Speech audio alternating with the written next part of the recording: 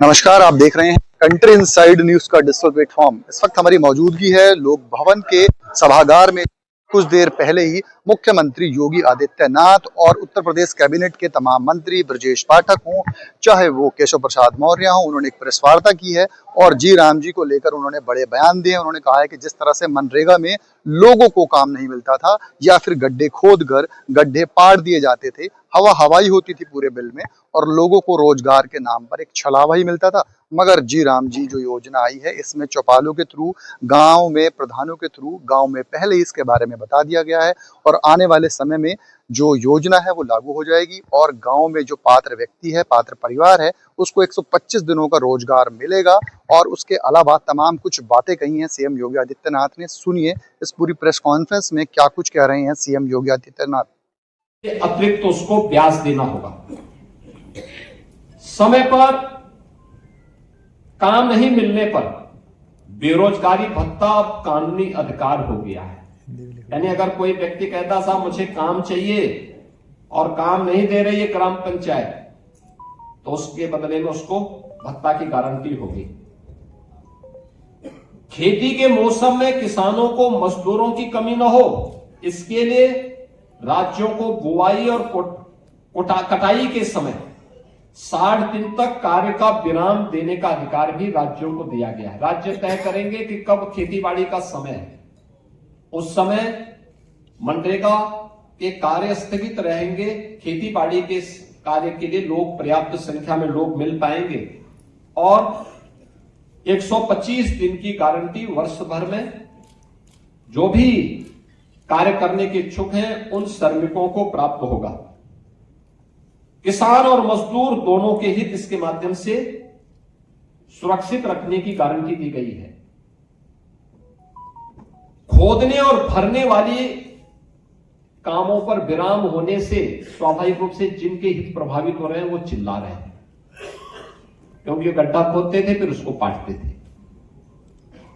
ये प्रक्रिया अब उनके हित प्रभावित हो रहे हैं तो स्वाभाविक रूप से उनका चिल्लाहट होना स्वाभाविक है।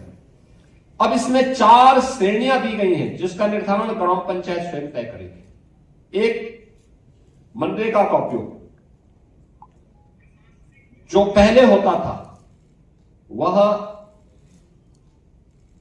कोई अस्थायी पर संपत्ति आप नहीं बना सकते थे, लेकिन अब विकसित भारत जी राम जी के माध्यम से हम अस्थायी संपत्ति का निर्माण कर सकते हैं और उसके लिए 4 प्रकार के प्रायोरिटीज तय की गई, प्राथमिकताएं जो तय की गई, श्रेणियां। एक, जल संरक्षण के लिए आप देख रहे होंगे ग्रामीण क्षेत्र में या शहरी क्षेत्र में अक्सर आप देखते हैं तो ग्रामीण क्षेत्र में बहुत सारे ब्लॉक को हमें वहां पर डार्क जोन के रूप में घोषित करना होता है।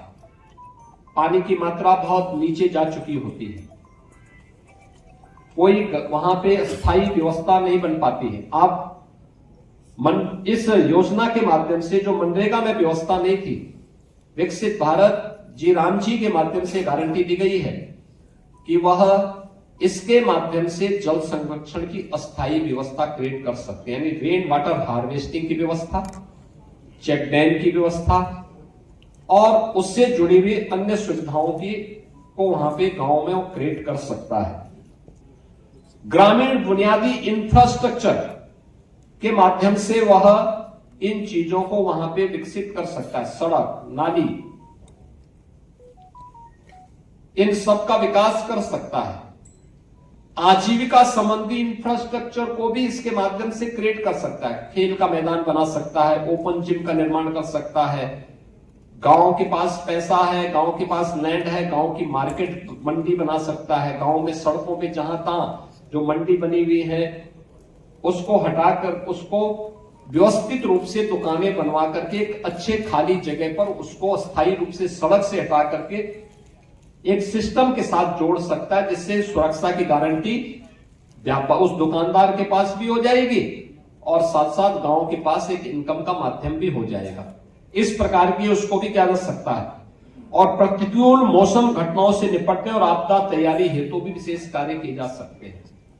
यानी बाढ़ प्रबंधन के लिए गांव से जुड़े हुए छोटे छोटे कार्य हैं उसके लिए शासन पे उनको निर्भर रहना पड़ता है। अब इसके लिए निर्भरता की आवश्यकता नहीं, ये सारी चीजें वहां पर उपलब्ध। आप इस विकसित भारत जी राम जी की इस स्कीम के माध्यम से इस अधिनियम आपको ये गारंटी दे रहा है।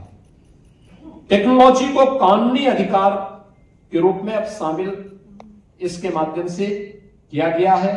बायोमेट्रिक उपस्थिति, geo tagging, satellite imaginary, real time mobile app monitoring और एआई से निगरानी और सीधे डिजिटल भुगतान, यानी अब हाजिरी भरने की औपचारिकताएं नहीं होंगी। अब जो भी होगा बायोमेट्रिक उपस्थिति के माध्यम से होगी, जियो टैगिंग के माध्यम से होगी, सैटेलाइट इमेजनरी के माध्यम से स्थायी परिसंपत्ति का निर्माण हुआ है कि नहीं हुआ है, real time mobile app monitoring भी होगी, एआई टूल का भी इस्तेमाल वहां पे हो सकता है और सीधे डिजिटल भुगतान डीबीटी के माध्यम से हम श्रमिक के खाते में सीधे पैसा भेजेंगे, ये इसके माध्यम से होगा। फर्जी नामों पर पैसा उठाने का खेल अब हमेशा के लिए बंद। आपने देखा होगा इससे पहले समाजवादी पार्टी के समय में सोनभद्र में मनरेगा